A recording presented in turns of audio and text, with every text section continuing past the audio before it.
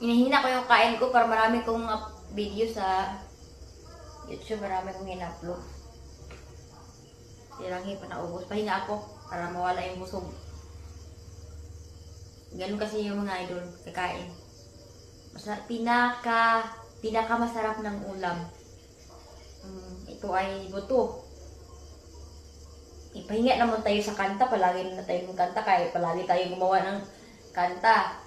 Puro composer. Content ko. Meron mo kong mukbang. Minsan-minsan na kasi ko siya mag-vlog. Palagi ako maka-live sa Facebook. Mahirap kasi kapag live stream. Hindi ko pwede sa YouTube mag-live stream. Pwede ako sa Facebook. Kasi yung Facebook talaga, 100 lang talaga pwede maka-live. Yan, kapag doon sa YouTube, 1,000 talaga yung mag-live. Matagal pa no, matagal pa yata. Hindi pa naabutan ng 1,000. Abutin ko yata lahat yan, pero dami natin subscribers. Marami nating, tawag doon, followers. Maraming followers. Shout out sa taga Puro 14 dito sa Lower Canabong. Taga Canabong kami. Bisaya. Taga Cebu. Shout out dyan sa taga Cebu.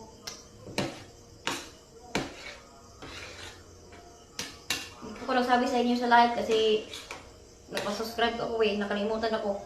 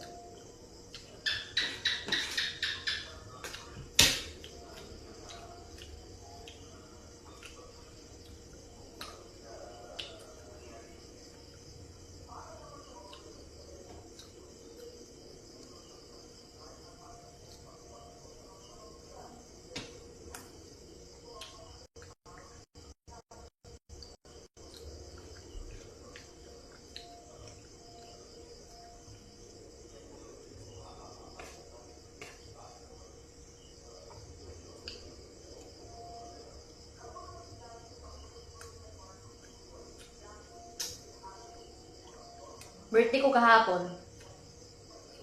2003 kasi ako. Pinanganak.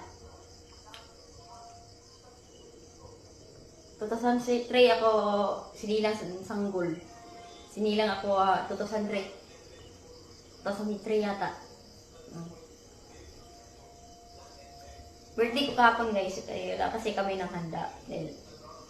Alam ko naman wala na trabaho dahil retired na. Retire na sa pagguro. Wala nang trabaho. Guro kasi yung mama ko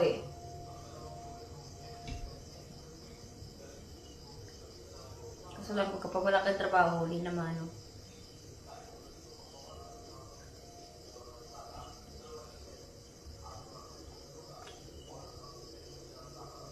May talent ka kasi Jubit, may pangarap maging sikat.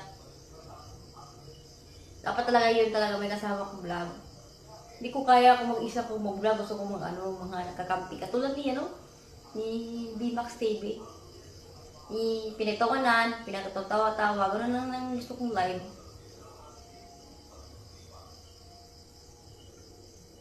Hindi na masyado yung live ko sa TV. Yung busis si mga idol. Bakit? Iwan ko bakit? Napipili na siya salita. Kung ayaw niya talaga salita sa ko. Ako. Ano kaya mga idol? Gusto talaga magkwentuhan tayo sa vlog ko para maganda yung subscribers. Kasi nagkakinggan yung mga idol. Madura kasi ako. Pero magkwentuhan na tayo.